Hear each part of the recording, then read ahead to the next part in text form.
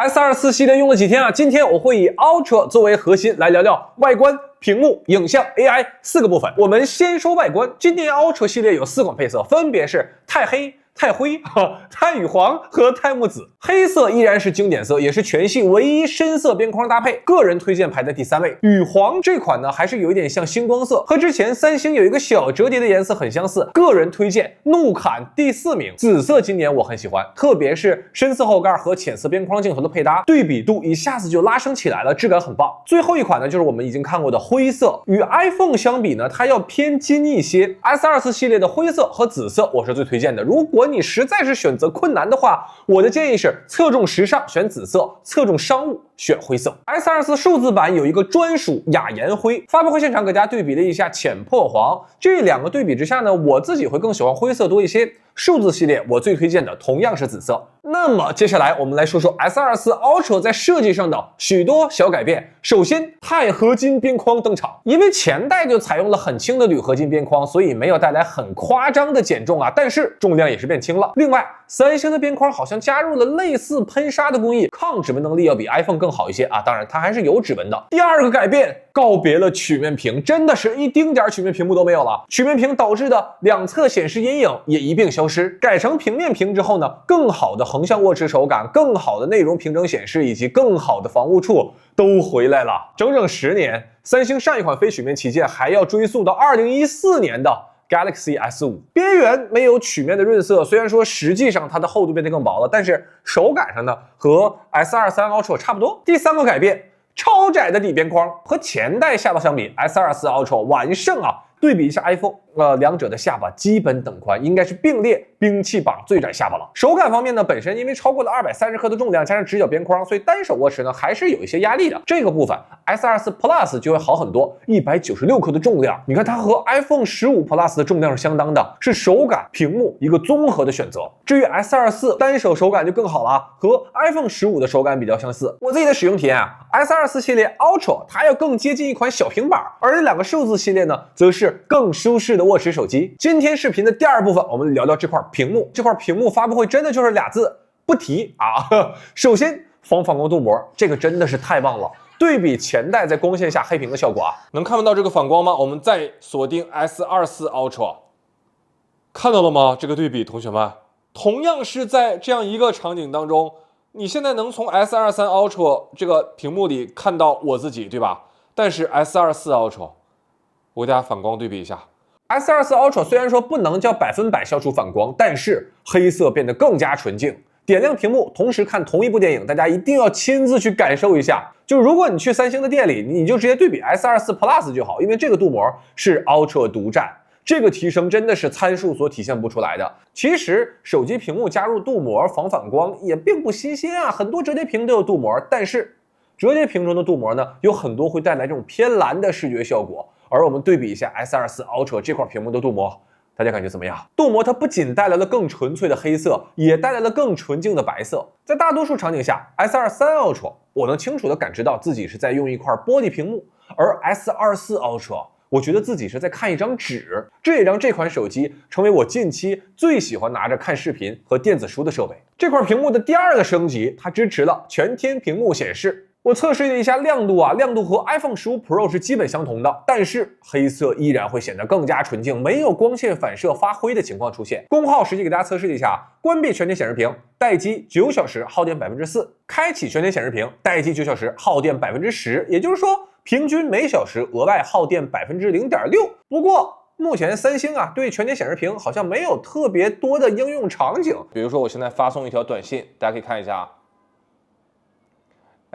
你看这个时候它会亮屏告诉你有短信消息，但是我的屏幕一旦锁定，你看到了吗？一旦你进入锁屏状态下，它就又变成这个小通知图标了。我建议这个位置三星可以增加一些优化。提到耗电，我顺便来说一下这款手机游戏和续航水平。原神的表现呢是旗舰水准，王者荣耀还没有适配120帧，所以还没测。骁龙8 Gen 3的功耗控制确实带来了续航提升，同样环境下观看 1080p 在线视频9小时耗电 46%， 而前代 S23 Ultra 9小时耗电 52%。第三个这块屏幕的升级增加了色温传感器，也就是说支持的原彩显示冷光环境下屏幕显示冷色，暖光环境下屏幕显示暖色。全天显示和原彩显示这两个功能呢，在 S24 数字系列上也同步得到了更新。S24 Plus 它的屏幕分辨率也终于升级到了很多同学期待已久的 2K 级别。今天视频的第三个部分，我们来聊一聊很多同学很关心的长焦镜头，今年从10倍变成了5倍，让很多同学很担心，说这就是传说中的画质减半是吗？首先，我们再次强调啊，倍数呢，它不是越高越好。对于大部分用户，1到3倍是最常用的焦段，你超过5倍呢，就是偏小众的需求，10倍以上就是极少数的需求了，比如说看演唱会啊、追星啊这些场景。我们先看拍照啊，这一次三星5倍镜头它配备了一个大光圈，能让更多光线进入，从而提升画质。白天样张，我们直接先看10倍。10倍镜头下呢，还是 S23 Ultra 的光学镜头画质更好啊。这是在光照充足的情况下，光学可以战胜一切算法。但是呢，在5倍到10倍之间 ，S24 强势反超啊，5倍、6倍、7倍、8倍、9倍，每一个焦段都表现得更加清晰。所以大家可以想想自己白天是用5、6、7、8、9倍的变焦更多呢，还是10倍以上的变焦更多？前者更多你就选24，后者更多你就选23。如果你说你从来没用过长焦，自己也不知道怎么选，那么我给你的建议是，要么选 S24 Ultra， 要么 S24 Plus 就够用了。对比 iPhone 和 vivo 的长焦镜头，大家表现都差不多。vivo 的算法痕迹会更多一些，相应的噪点就会更少一些。三星和苹果的思路很接近啊，就是没有太多算法痕迹，有噪点就有噪点。第二个部分，夜景的表现啊，光线一旦暗下来 ，S24 Ultra 这个大光圈的优势就体现出来了。5到9倍变焦明显是强于前代的，而到了大家最关注的10代变焦，24 Ultra。和23 Ultra 的表现就几乎相同了，所以你可以理解为，在室内环境或者暗光环境下，24 Ultra 从5倍到10倍的表现都要优于前代了。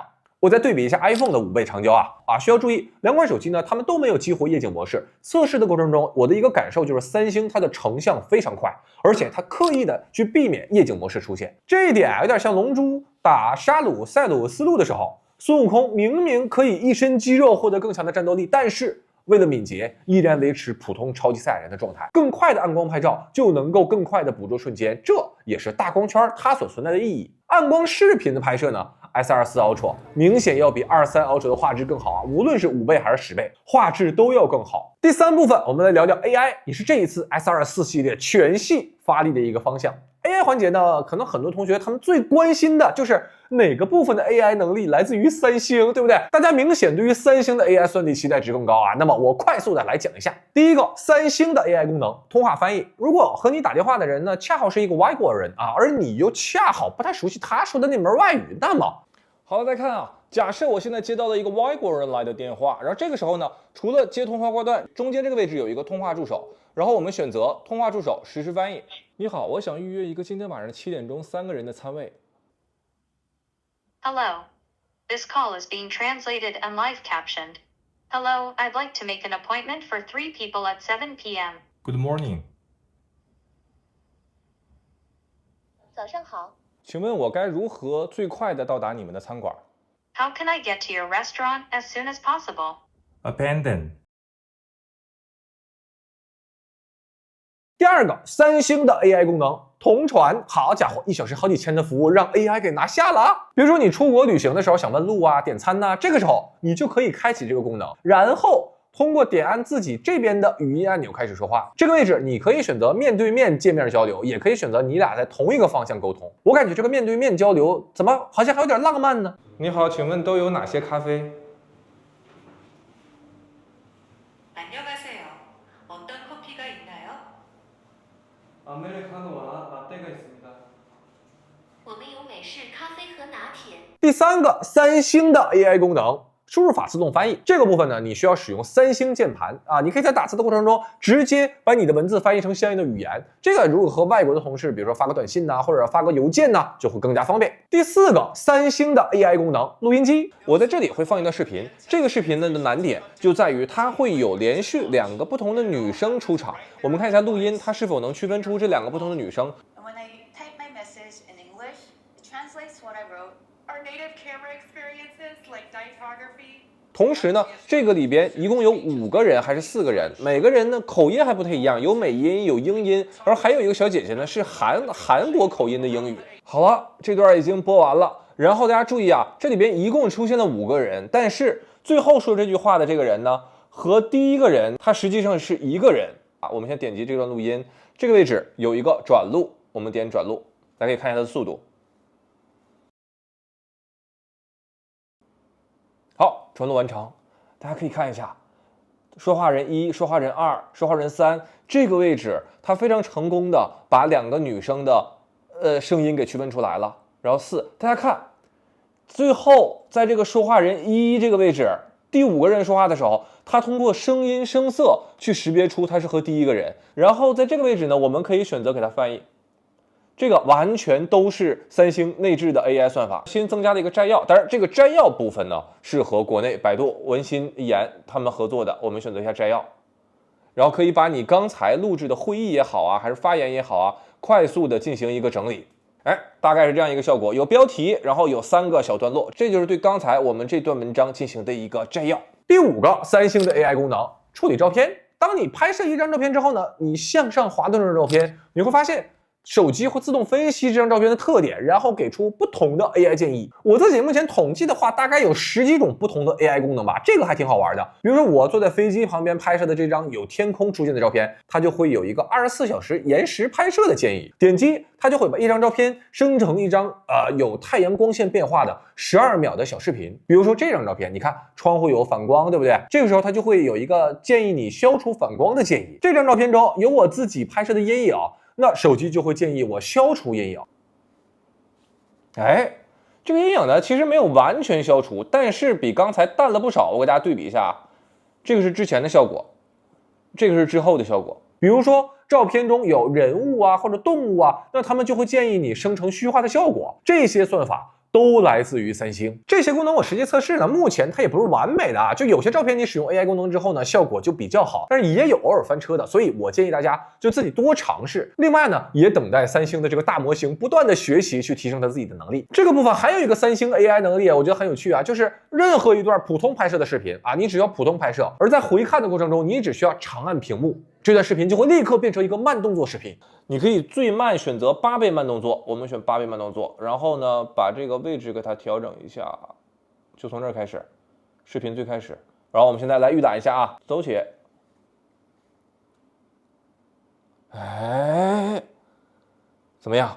以上我提到的所有 AI 功能都来自于三星，那么哪些功能来自于和本土厂商的合作呢？图像方面呢，主要是3个，一个呢是抠图之后消除再生成，比如说这个老哥在这个位置，我给他勾选出来，我帮他快速的往前走走啊，大家直接看最后的效果。一个是看他离开的这个位置所生成的新画面，另一个是他在新的位置所融入的新效果。第二个呢是通过调整照片的角度去生成四周的背景，还有一个呢是 AI 生图。目前这3个功能是和美图合作的，前2个不需要下载美图也可以直接使用。另外这一次三星推出的一个即圈即搜的功能啊，这个呢是三星和百度、京东几个国内厂商一起做的。我一开始觉得这个好像和之前的 Bixby 视频一模一样啊，但实际用了之后发现还有一些区别。最大的差别呢就是加入这个画圈动作之后，它能够更定位精准，同时这一次加入了更好的图片识别能力和百科推荐信息。不瞒大家说，这应该是目前为止我使用过最纯净的百度搜索了啊！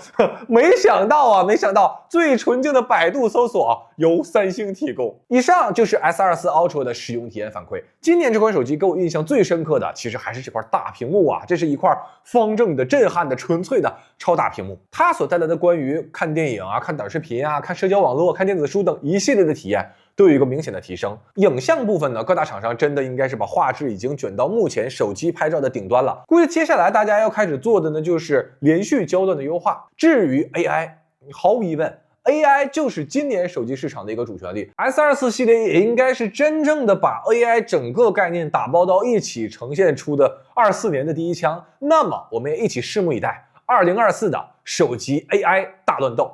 好了，以上呢就是本期视频的全部内容，我是周文泽，我们下个视频再见。